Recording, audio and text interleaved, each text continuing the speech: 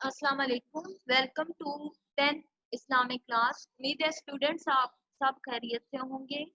आज हमने हदीस नंबर 11 की रीडिंग और तशरीह करनी है, तो आप अपनी बुक का पेज नंबर 52 निकालें। हदीस नंबर 11 आज की डेट ए लगाएं। तो पहले रीडिंग करेंगे फिर इसकी तशरीह लिखेंगे। अस्सलातु इमादुद्दीन, नमाज दीन का सतून है।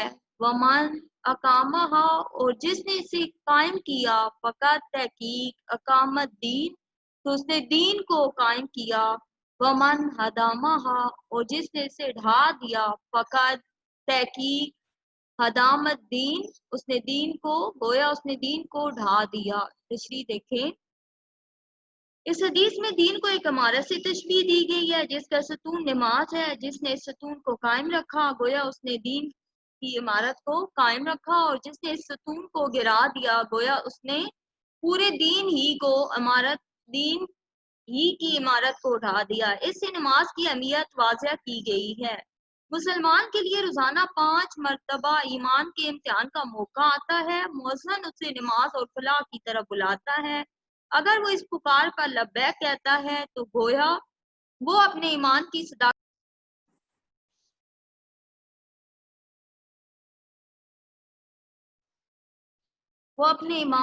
सदाकत की गवाही देता है। इसके अलावा नमाज ही वो अमल है जिसके जरिए उसका अल्लाह ताला से ताल्लुक और राब्ता कायम रहता है, जो तर्के नमाज से कमजोर हो जाता है। अपनी नोटबुक निकालें, आज की डेट लगाएं, ऊपर लिखे हदीस नंबर 11। पूरी आपने हदीस लिखनी है, नीचे उसका तर्जुमा और फिर नीचे तशरीह। तर्जमा है, नमाज दीन का सुकून है। जिसने इसे कायम किया गोया उसने दीन को कायम किया, और जिसने इसे ढा दिया उसने गोया दीन को ढा दिया। अब तशरीह स्टार्ट करें लिखनी।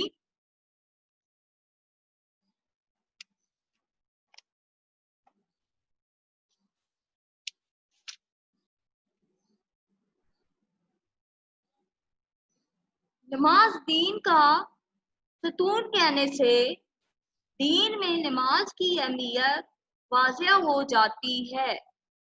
सतून का मतलब सहारा देने वाला है, क्योंकि कोई भी इमारत दीवारों या सतूनों की वजह से ही कायम रहती है।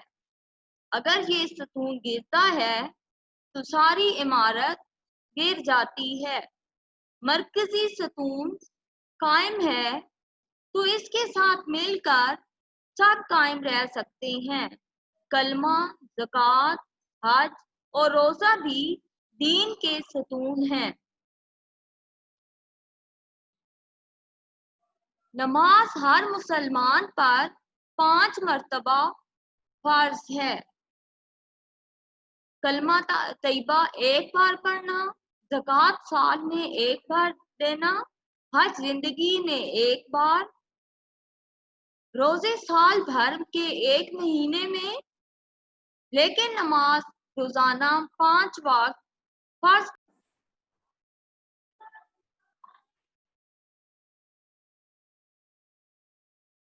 लेकिन नमाज रोजाना 5 मरतबा हर मुसलमान पर फर्ज है। अगली हेडिंग दें, नमाज की अहमियत कुरान की रूह से। अल्लाह ताला का फरमान है, नीचे लिखे तर्जुमा। हेडिंग में आपने मार्कर से लिखना है तर्जुमा। ये किताब परहेजगारों के लिए हदायत है जो गैब पर ईमान लाते और नमाज कायम करते हैं और अल्लाह ताला के दिए हुए रिज़्क में से खर्च करते हैं। एक और जगह इरशाद रबानी है, तर्जुमा, नमाज कायम करो और ज़कात दो और रुकू करने वालों के साथ रुकू करो। नमाज की अहमियत अहादीस की रोशनी में। हेडिंग दें, आगे लिखें। अब्दुल्ला बिन मसऊद कहते हैं, मैंने रसूल अल्लाह सल्लल्लाहु अलैहि वसल्लम से सवाल किया कि अमाल में अल्लाह ताला के नज़दीक सबसे ज़्यादा महबूब क्या है?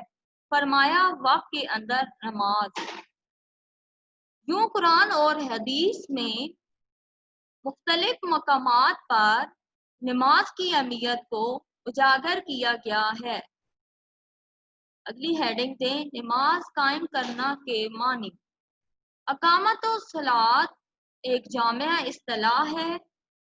قرآن میں یہ حکم نہیں کہ نماز پڑھا کرو، بلکہ جب بھی فرمایا تو یہی کہ نماز قائم کرو۔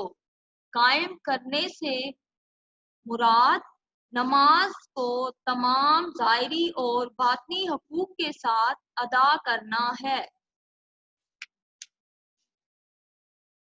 اگلی ہیڈنگ دیں، جس نے نماز کو قائم کیا، نیچے لکھیں، جس نے اسے قائم کیا اس نے گویا دین کو قائم کیا، اور جس نے اسے ڈھا دیا اس نے گویا دین کو ڈھا دیا۔ اس کا مطلب یہ ہے کہ جو نماز قائم کرتا ہے وہی دیندار ہے، اور جو نماز قائم نہیں کرتا وہ بے دین۔ اب آگے لکھیں، بک پہ جو آپ کی تشریح دی ہوئی ہے وہ لکھنی ہے آپ نے۔ دین، اس حدیث میں دین کو ایک عمارت سے تشبیہ دی گئی ہے جس کا ستون نماز ہے۔ جس نے اس ستون کو قائم رکھا گویا اس نے دین کو قائم رکھا، اور جس نے اس ستون کو گرا دیا اس نے گویا پورے دین کی عمارت کو ڈھا دیا۔ اس سے نماز کی اہمیت واضح کی گئی ہے۔ مسلمان کے لیے روزانہ 5 مرتبہ ایمان کے امتحان کا موقع آتا ہے۔ مؤذن اسے نماز اور فلاح کی طرف بلاتا ہے۔ اگر وہ اس پکار پر لبیک کہتا ہے تو گویا وہ اپنے ایمان کی صداقت کی گواہی دیتا ہے۔ اس کے علاوہ نماز ہی وہ عمل ہے جس کے ذریعے اس کا اللہ تعالیٰ سے تعلق اور رابطہ قائم رہتا ہے، جو ترک نماز سے کمزور ہو جاتا ہے۔ یہاں تک ہماری آج کی حدیث نمبر 11 مکمل ہوئی۔ یہ آپ نے نوٹ بک پہ لکھ لینی ہے اور اسے یاد بھی کرنا ہے۔ اپنا خیال رکھیے گا۔ اللہ حافظ۔